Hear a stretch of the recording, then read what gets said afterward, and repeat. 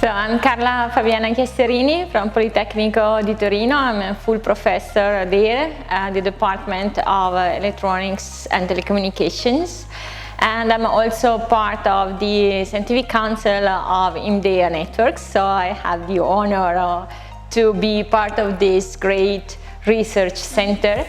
My own expertise is in wireless networks. Recently I moved more towards the study of mobile networks and mobile services.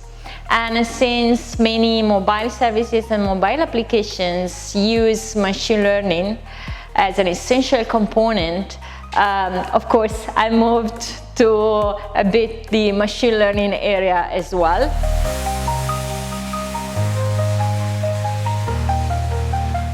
I'm working within the Predict 6G project. That's one of the European projects I'm working on, which is coordinated by the University Carla Chiasserini.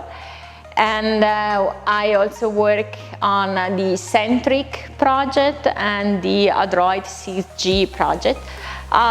They all include investigations about, of course, networks and the use of machine learning to make the network more performant, to improve the network performance, and at the same time to reduce the energy impact of machine learning on the ICT systems. But what actually fascinates me more is to look at the structure of machine learning models, as there is a recent trend that is referred to as dynamic neural networks, where you actually have different blocks that compose the neural network, like a jigsaw puzzle made of different pieces.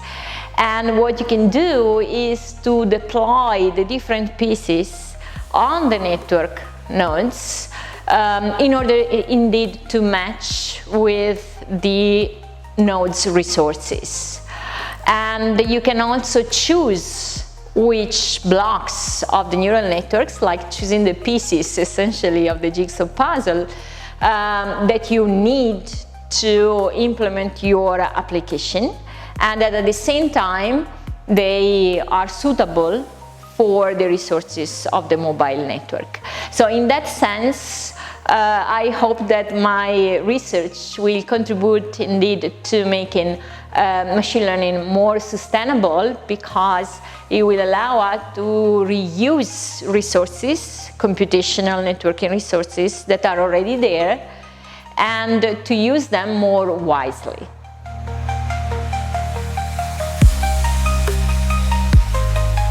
I think that it will be important to look more deeper into data and the data characteristics and the data that can be collected or data that can be generated synthetically, and try to add this additional dimension to the problem that I was mentioning.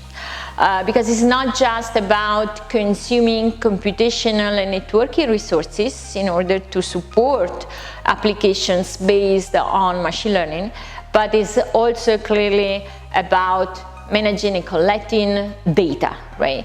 And whenever we collect data, some energy is consumed, some resources are consumed, and we need to transfer these data from one node to another, depending on where the data needs to be processed.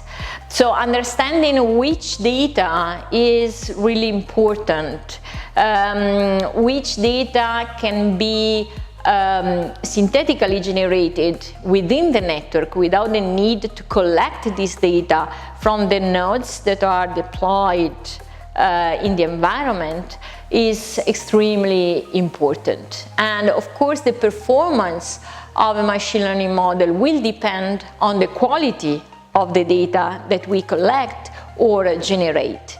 So making this further connection across data, network resources, and the structure of machine learning models, I think that will open doors for further improvements.